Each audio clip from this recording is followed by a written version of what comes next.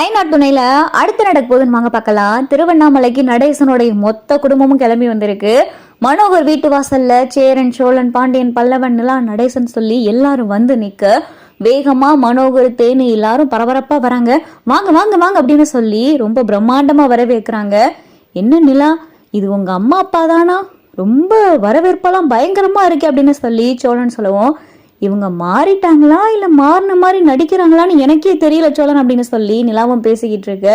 நிலா, டக்குன்னு ரெடி ஆகுடா, இவன் மண்டபத்துக்கு போகணும், அங்கே நம்ம ரிலேட்டிவ் எல்லாரும் வந்துட்டாங்க, அதே மாதிரி என்னுடைய பிஸ்னஸ் ஃப்ரெண்ட் எல்லாருமே வந்திருக்காங்க அப்படின்னு சொல்லி மனோகர் சொல்லவும், அப்பா ரொம்ப கிராண்டா வச்சிருக்கீங்களா அப்படின்னு சொல்லி நிலா கேட்கவும், பின்ன என்னடா, எனக்கு இருக்க ஒரே பொண்ணு நீனு, நான் தாஸுக்கு எப்படி பண்ணேன் உனக்கே தெரியும், அண்ணனுடைய ரிசப்ஷன் எப்படி இருந்துச்சுன்னு, இந்த ஏரியாவே மூக்கு மேல விரல் வைக்கிற அளவுக்கு அந்த அளவுக்கு பிரம்மாண்டமா செஞ்சிருந்தேன், உனக்கு மட்டும் விட்டுருவேனாடா, அதுவும் என் ஆசை மகன் நீனு, உனக்கு நீ வந்து பாரு அப்புறம் தெரியும் உனக்கு அப்படின்னு சொல்லி மனோகர் சொல்லவும், என்ன நிலா உங்க அப்பா இவ்வளோ பில்டப் பண்றாரு, ரொம்ப பிரம்மாண்டமா இருக்குமா அப்படின்னு சொல்லி சோழன் ஒரு பக்கம் சொல்ல, அப்பதான் தேனு வந்து நகையெல்லாம் பயங்கரமா கொடுக்குறாங்க. நிலா, இந்த நகையெல்லாம் போட்டிருக்கோம் நீனு, அதே மாதிரி இந்த ட்ரெஸ் தான் நீ போட்டு வரணும், அதே மாதிரி மாப்பிள்ளைக்கும் மாப்பிள்ளை உங்களுக்கும் கோட் சூட் எல்லாம் இருக்கு அப்படின்னு சொல்லிட்டு தேனு வந்து கொடுக்க, சரிங்க அப்படின்னு சொல்லி சோழனும் சொல்ல, நிலாவும் சோழனும் ரெடியாகி வராங்க.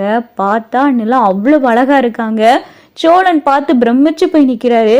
நிலா, இந்த ட்ரெஸ்ல எவ்வளவு அழகா இருக்க தெரியுமா நீ அப்படின்னு சொல்லி சோழன் சொல்லுவோம். சோழன், இது ரொம்ப வெயிட்டா இருக்கு, அதுவும் இந்த ஜுவல்ஸ் எல்லாம், இந்த ட்ரெஸ் எல்லாம் இதுக்கு முன்னாடி நான் போட்டதே இல்லை அப்படின்னு சொல்லி நிலா சொல்லவும், ஆனா நீ ரொம்ப அழகா இருக்க நிலா, பேருக்கு ஏத்த மாதிரி அவ்வளவு அழகா இருக்கு அப்படின்னு சொல்லி சோழன் வர்ணிச்சுக்கிட்டு இருக்கு.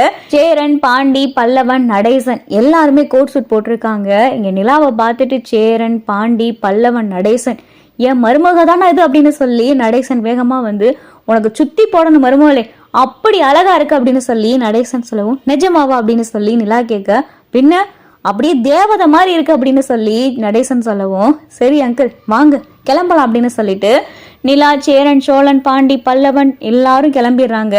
மண்டபத்துக்கு வராங்க. மண்டபம் பயங்கரமான பிரம்மாண்டமா இருக்கு. டேய் என்னடா, ஏதோ படத்துல வர மாதிரி இருக்கு அப்படின்னு சொல்லி நடேசன் சொல்லவும், நிலாவும் சோழனும் பார்த்து பயங்கர அதிர்ச்சி ஆகுறாங்க. என்ன நிலா, மண்டபம் இவ்வளோ கிராண்டா இருக்கு அப்படின்னு சொல்லி சோழன் கேட்க, ஆமா சோழன், இதே மாதிரிதான் அண்ணனுக்கும் பண்ணியிருந்தாங்க அப்படின்னு சொல்லி நிலா சொல்லவும், சும்மா சொல்லக்கூடாது நிலா, உங்க அப்பா ஏதோ பேருக்கு தான் சொல்றாருன்னு நினைச்சேன், ஏதோ சிம்பிளான மண்டபத்துல சும்மா சிம்பிளான ஒரு ரிசப்ஷன் வைப்பாருன்னு நினைச்சேன், ஆனா சங்கர் பட அளவுக்கு இவ்வளோ பிரம்மாண்டம் காட்டுவாருன்னு நினைக்கவே இல்லை அப்படின்னு சொல்லி சோழன் சொல்ல, சோழனும் நிலாவும் வந்து மணமேடையில நிக்கிறாங்க. ரெண்டு பேர்த்தையும் பார்த்ததும் மனோகரோடைய பிசினஸ் பார்ட்னர் எல்லாரும் வந்திருக்காங்க. மனோகரோடைய மொத்த குடும்பம் எல்லாரும் வந்திருக்காங்க. சோழனை பார்த்துட்டு அவங்களுக்குள்ள அரசல் புரசலா பேசிக்கிறாங்க. அதே மாதிரி நடேசன் பாக்குறது, நடேசன் பேசுற விதம்னு சொல்லி நடேசனை பத்தியும் ஆளுக்கு அவங்களுக்குள்ள பேசிக்கிறாங்க. என்ன குடும்பம் பார்க்க ஏதோ மிடில் கிளாஸ் ஃபேமிலியை விட ரொம்ப லோக்கலா இருக்கு அப்படின்னு சொல்லிட்டு மனோகரோடைய பிசினஸ் ஃப்ரெண்ட் எல்லாம் பேச, இதை மனோகர் பார்த்துட்டு என்ன பேசி சமாளிக்க போறோம்னு தெரியலையே அப்படின்னு சொல்லி மனோகர் ஒரு பக்கம் புலம்பிக்கிட்டு இருக்காரு. அப்பதான் தேனு வராங்க.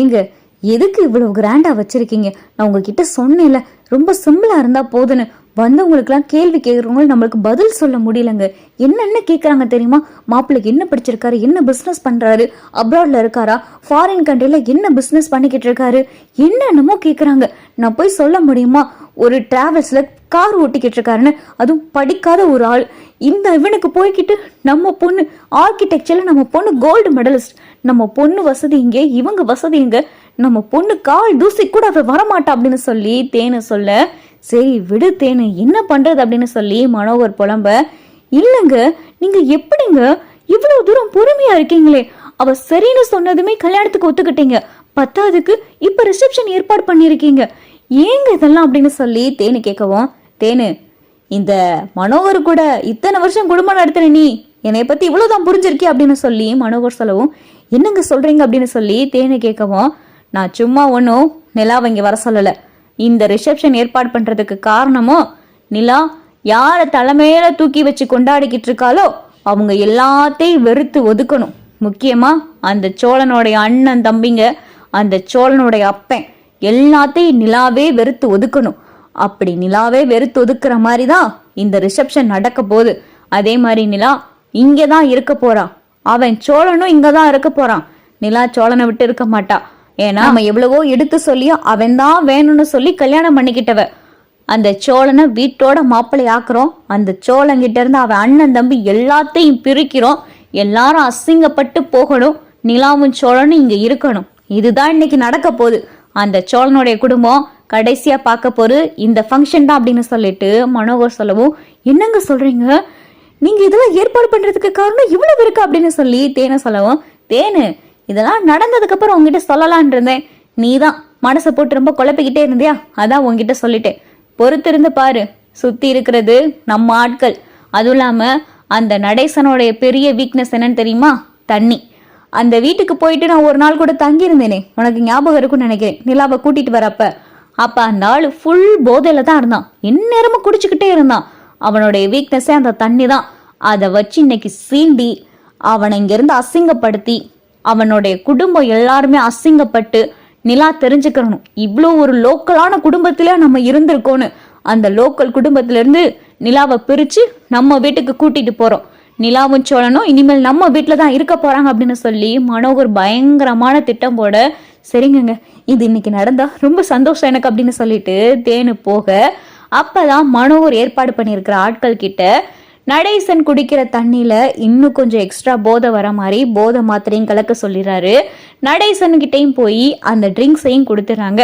சார் இந்தாங்க ட்ரிங்க்ஸ், நீங்க ட்ரிங்க்ஸ் குடிப்பீங்க தானே அப்படின்னு சொல்லி வெயிட்டர் கேட்க, இல்லப்பா இன்னைக்கு என் மகனுக்கும் மருமகளுக்கும் தான் ரிசப்ஷனு, நான் குடிக்கிறதா இல்லை, நான் குடிச்சினா அவ்வளவுதான், என் மருமகளுக்கு பிடிக்காது அப்படின்னு சொல்லி நடேசன் சொல்லவும், என்ன சார் இதெல்லாம் பெரிய இடத்து ஃபங்க்ஷன், பெரிய இடத்து ஃபங்க்ஷன்ல டீசெண்டா இந்த மாதிரி ட்ரிங்க்ஸ் எல்லாம் ஏற்பாடு பண்றது ஆஸ் யூஷுவலான விஷயம், இதுல போய் குடிக்க மாட்டேன்னு சொல்றீங்க? அங்க பாருங்க எவ்வளவு பேர் எல்லாரும் ட்ரிங்க்ஸ் குடிச்சுக்கிட்டு இருக்காங்க, டீசெண்டா லைட்டா ஒரு பைக் சாப்பிடுங்க சார் அப்படின்னு சொல்லி வெயிட்டர் கம்பல் பண்ண, அப்படின்ற சரி அப்புறம் இதுக்கு என்ன மரியாதை இருக்கு, குடிச்சிருவோம் அப்படின்னு சொல்லிட்டு நடேசனும் பார்த்தா எடுத்து குடிக்க அதுல போதை மருந்தும் கலந்துருக்கு. நடேசனும் குடிச்சிடறாரு.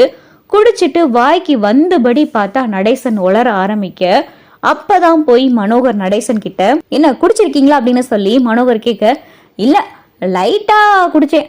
ஆமா எப்படி உங்களால உங்க பொண்டாட்டியும் கொன்னுட்டு கொஞ்சம் கூட மனசாட்சியே இல்லாம இப்படியெல்லாம் இருக்க முடியுது அப்படின்னு சொல்லி மனோகர் லைட்டா போட்டுவாங்க.